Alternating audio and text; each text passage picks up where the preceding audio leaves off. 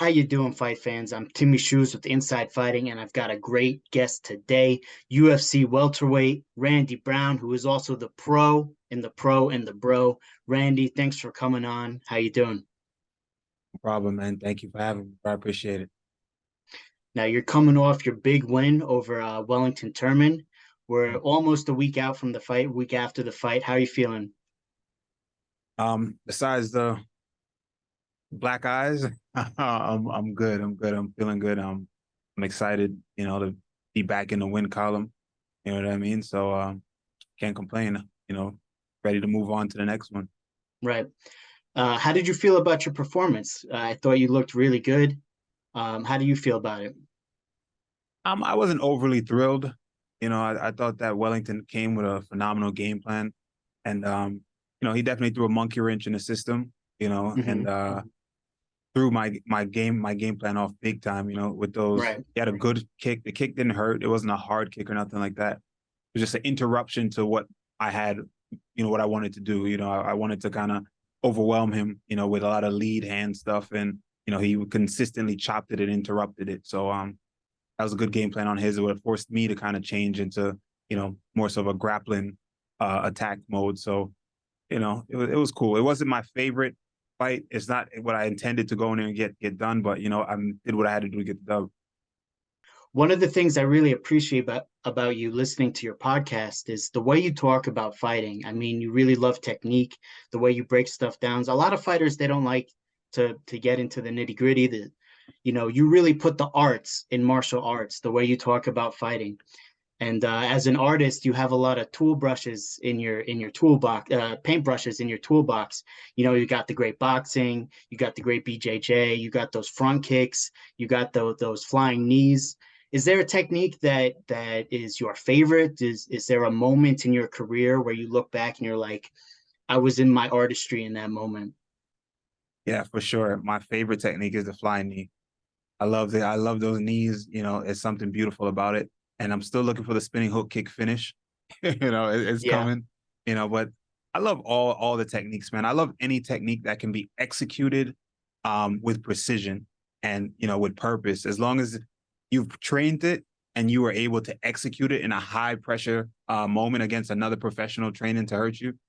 If it's effective, not just like, bro, I'm tough, so we just, I got it done and I caught you. Nah, I'm talking about you set that thing up and you landed it with precision and nothing cleaner than that. So it doesn't matter. I love all techniques that can be initiated with precision. I love it, but something about setting up a flying knee as well, especially going yeah. backwards and someone's coming forward. I like that. I wanted to talk about something else a little bit different. We got a boxing match coming up between Nate Diaz and Jake Paul.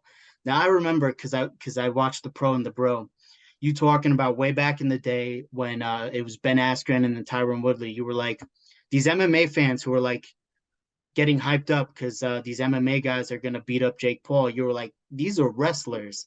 They got an overhand right, maybe. Not even Ben Askren doesn't really have an overhand right. Tyron Woodley does. But you're like, no, if you want to see an MMA guy beat Jake Paul, you need a boxer. So I wanted to ask you what you make of the Nate Diaz fight, because we know Nate Diaz has got great boxing. I, I think Nate Diaz doesn't have great boxing. I think he has great elements of boxing. Right. There's things that he incorporates well from boxing in his game. And he has great drop punches because his carries his hands very high and Hmm. there's no tell. They just drops them on you, drops them. So Right. they're pity patter punches. I think he gets destroyed in his boxing match. And by Big Paul's a boxer. At this point, you Right. have to give credit where credit is due. He's a boxer. May not be a extremely high level boxer, but at this point, he's boxing primarily. That's where he spends most of his time. Whereas a lot of MMA fighters, we have to split our time between so many different things. In a few years now, he's a solid. Realistically, I look at him as a really good amateur, Jake Paul, and I still think a really good amateur is enough to beat a lot of pro MMA fighters in a straight up boxing. I mean, we got Leon Edwards, we got Aljamain Sterling. Both these guys are fighting. Do you have a good relationship with Leon? I know he's far away. Aljamain's there in Long Island. He's not in the city. We can throw a little bit of shade because he's in Long Island, not the city, right? But Oh man. Well, Leon is. I'm cool with all the Jamaicans in the mhm, UFC. We're all cool with each other. Um, the thing is with Leon's so far away, you know what I mean? But Yeah, we're cordial. Whenever we see each other, it's all love, you know what I mean? We're definitely looking to work on some projects together in the future. Um, Aljo's my dog too. You know what I mean? I've known Aljo for a long time now, probably before I got into the UFC. You know, right. so yeah, we're all cool for sure. And then it's just a matter of us linking up at one. We only linked up all together at one time. You know, we were at some fights together and we linked up for a few. But definitely outside of fighting, at some point we're all gonna come together and work on something big, I'm sure. That'd be awesome to see. Now, both these guys, I don't think it's official with Leon, but he's supposedly getting matched up with Colby Covington. I know that's what the UFC wants. That's what Dana White wants. What do you think? Because I know Leon was saying, Bilal Muhammad, he deserves it better, deserves it more, I should say.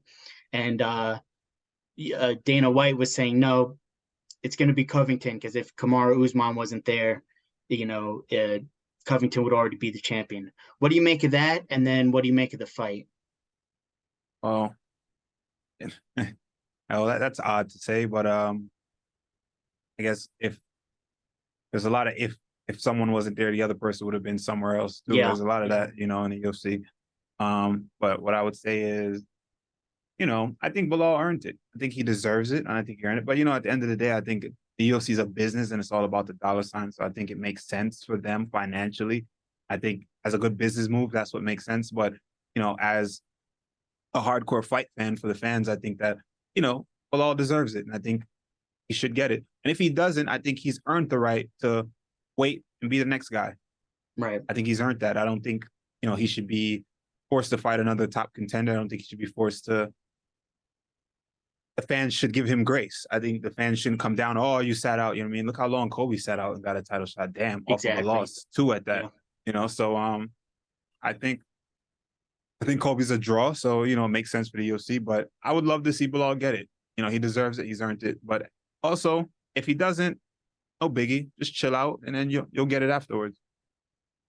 Do you think that Leon gets it done against Covington, or does Covington present some stuff that might give him some trouble? He presents some stuff that could give him trouble, but I do think he gets it done. But the way his wrestling looked last time against Usman, I think Usman he's definitely not the same fighter he was, because of the knees and the time and all that. But Right. Leon's grappling is much improved. He's always been a great grappler, but his defense is much improved since the first time he fought Usman. So we'll see how it goes. I think that he can get it done. I would love to see him get it done. I think that he can. I'm rocking with him right away, all the way through. But Kobe's a motherfucker. Yep. All right, and we've got Aljamain Sterling. That fight is official. UFC 292. He is fighting Sean O'Malley. I know Aljo is your boy, but I've heard you speak well about Sean O'Malley's skills, his boxing Yeah, skills. So, I mean, that's a really exciting fight. I'm really excited for that one. What do you think of that? How does that one play out? same thing, man. Sean O'Malley's a motherfucker. Sean O'Malley, he can fight. He's really good. Um, highly good skills, stand up, creative. I think that's what makes him good, and I think that's what makes most lanky strikers like that, athletic strikers like that. What makes us good, I think, is creativity. And if you're long and rangy and you're athletic, plus you have the creative edge. If you have a creative mind, forget about it. And I think that's what O'Malley has going for him. Um, and if he can stop the takedowns of Aljamain, I think he beats Aljamain. But if he can't stop the takedown of Aljamain mauls him and probably submits him for a naked choke. I'm taking Aljo first or second round. Aljo, first, second round. He's going to get that backpack, right? That's Yes, his sir. his signature technique.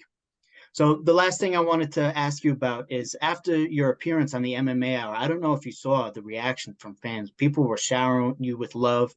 I forgot the reporter. He tweeted out that your life was like a movie and stuff. So I wanted to ask you, when people look back on your story, when people look back on the career of Randy Brown, they hear your story. Is there a message you want them to take away when they hear your story? Yes, absolutely. Stay the course. Never give up. I know it's cliche, but you can be whoever the fuck you want to be. You know what I mean? Don't let anyone, especially in this world of MMA, people like to box you in and tell you who you are. they'll tell you who you are based off of moments that they see on the internet, small 15-minute moments or little clips or whatever. Nobody knows you. Nobody knows what you've been through. You lived it. You've been there. You did it. So stay the course. Don't let it get to you, man. Don't lock in, have a goal, believe in your goal, throw your whole heart at it. Just keep going. That's it. Fuck the noise. Going. And no matter where you're coming from, no matter what adversity there is, there's always light at the end. There's always a way, to win in many different ways, so stay the course.